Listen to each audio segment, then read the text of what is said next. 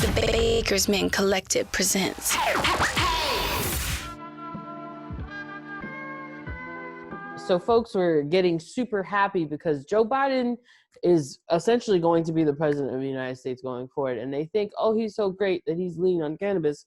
But that's never been the case. I don't know where that rumor came from, because we told you in the episode, like, they had a plan for black reparation and then they stuck some bullshit about cannabis, a little blip about it. And now folks are like, oh man, they took that blip out. There's nothing about cannabis in there. Well, it never made sense for it to be there.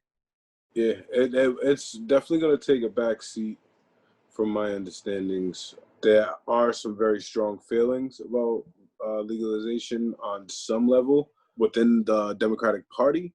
But as far as our new president goes and his team, it's a very gray area, and it's looking to take a back seat probably for the first couple of years at the very least.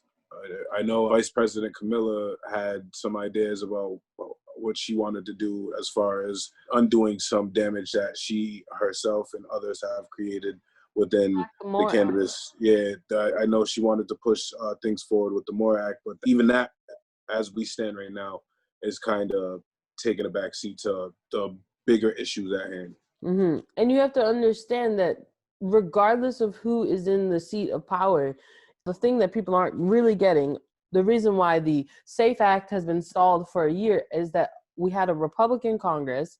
Now it's maybe going to be a split vote, which means certain things are likely not going to pass.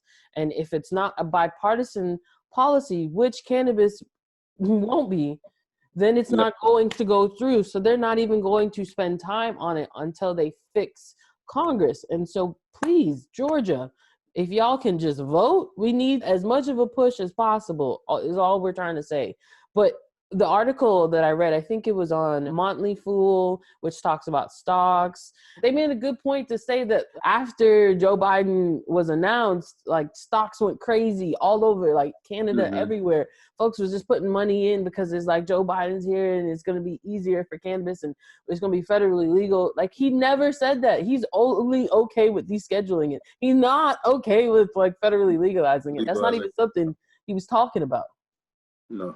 The biggest thing that they'll probably be looking to do is some type of decriminalization somewhere like down the line, which will be a federal decriminalization, which basically will only remove mandatory minimums, which is still, like, I'm not taking anything away from that. That is fucking huge. Ooh. Like, that is really, really big for a lot of people. And that would release a lot of people who have been sitting in jail for like over 20 years, 10 years, 15 years on Shout out Kelly. Like, that's possibly a big thing. But it's not, it falls very short of where we thought we would be, where most people thought we would be with it.